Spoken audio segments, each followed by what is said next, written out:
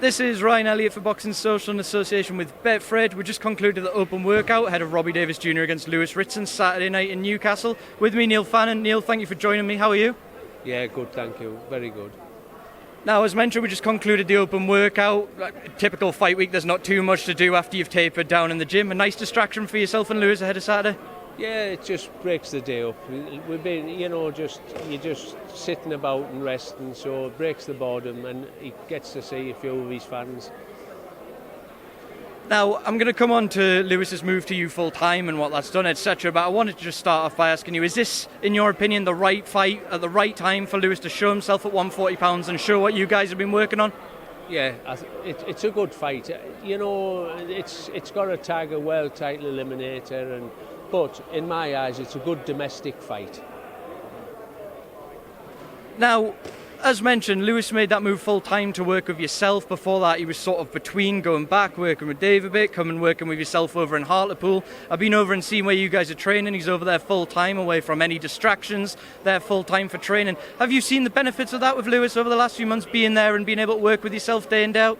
Yeah, it's made a massive difference, out of all the distractions of home, and so all he's got to do really is train and listen to me,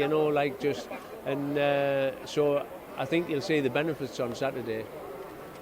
Now, when we spoke a few months ago, I found it interesting that you said to me going into that Patera fight, which was just about a year ago, sort of saw it coming in a way that, not necessarily that he was going to get beat, but there would be some sort of slip up with the way things were going. Now he's had that change. Do you think he needed that change and he needed to come in and focus himself full time in one place? Yeah, I really believe that. It's I thought he just still had enough to beat Patera, and he was fractions away from beating him, but I did know that when you move up in levels, it makes a difference, and you can't cut corners like he's been cutting. So he needed to make the move. Now, obviously, I'm not going to sit here and ask you to break down your whole game plan going into Saturday. That would be foolish. That said, would it be stupid for us to assume that we're going to see Lewis just come forward and march him down? Would that be a foolish thing to assume? When he come to me, or when I first used to be involved with him, I tried to show him a few tricks and tell him, about boxing, but I do believe he was a little bit one-dimensional because it was working, he just got on you until you submitted.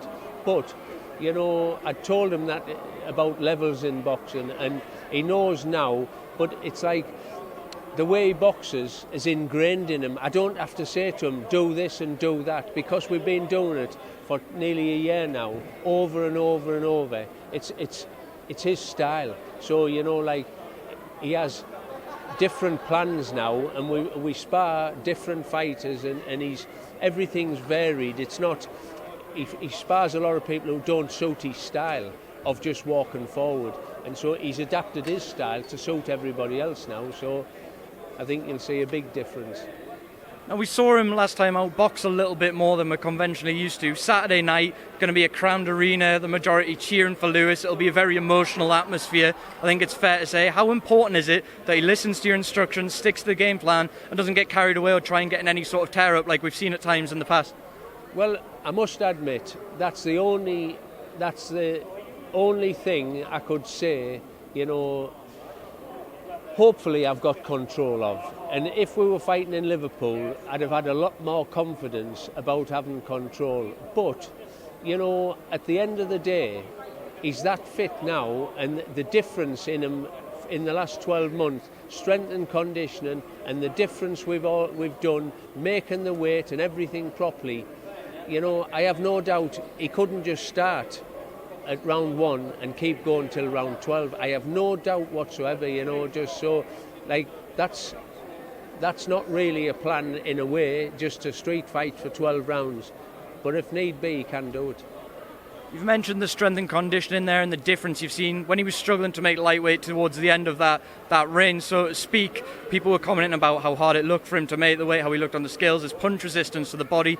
Now he's moved up to 140. You've mentioned the strength and conditioning. Are you seeing a different fighter in the gym as well? Do you think he's much stronger at that weight? Completely different. I took him 12 months ago to get dextro scanned, and they record the outline of your body, and the man's amazed now at the outline, like the muscle definition and the muscle mass on his body compared to before. Like he made the weight and he struggled to make lightweight, but he's moved up £5 and now he's making the weight properly £5 heavier. So he's got all that extra to play with muscle and nothing else. So it's a massive difference. A massive difference. Now, one of your fighters I wanted to ask you about, Neil, Tommy Ward. I've just spoken to him over there. He's been keeping busy this year. He had that big fight in the States last year. He's just sort of waiting his turn for a world title shot. In your mind, going into 2020, is he ready for that world title shot? Yeah, we've spoke to MTK Global, and I know they'll deliver a one in the new year. They're going to keep us busy, another fight this year, and then in the new year they'll deliver a world title fight. Is there any preference on champions at that weight? No, it's, you could look at different ones and think, but we just want any. We'll be grateful for any, and no doubt, if somebody was going to give you a voluntary, it's a one you wouldn't want in some senses, but you've got to take the opportunities when you get them, and he's ready now for anybody. Just to touch on you personally, Neil, I'm sure you'll correct me if I'm wrong, but I read somewhere that not too long ago, a couple of years ago, you were considering just walking away from boxing. You're a bit out of love with boxing. Now you've got the likes of Tommy around, Lewis there, sort of building towards big fights and being involved in a big fight this Saturday. Do you feel rejuvenated from a personal point of view as well? Yeah, the only thing what would ever made me walk away from boxing is not because I didn't want to train anybody. The politics of boxing. It's like Tommy Ward, he winning and he's going out to purse bids for different fighters, them pulling out, and we couldn't make no headroom. And I thought, it's a no-win situation. I thought I was sick of it, just the politics. But since we've signed with MTK Global, everything seems to have changed. They've got that many fighters. They have to have power in the world. All right, Neil, before I let you go, final word. What do we see from Lewis-Ritson Saturday night at the Newcastle Arena? I really believe, and if I'm shooting myself in the foot, it's Lewis-Ritson's coming out party. Skill-wise, fitness, strength, everything you'll see, and one thing about Lewis-Ritson, it's like, it's easy to talk, it's easy to say things. Lewis-Ritson will refuse to get beat because for 12 weeks now, all we've talked about is refusing to get beat. All right, Neil, a pleasure. Thank you very much for speaking to Boxing Social.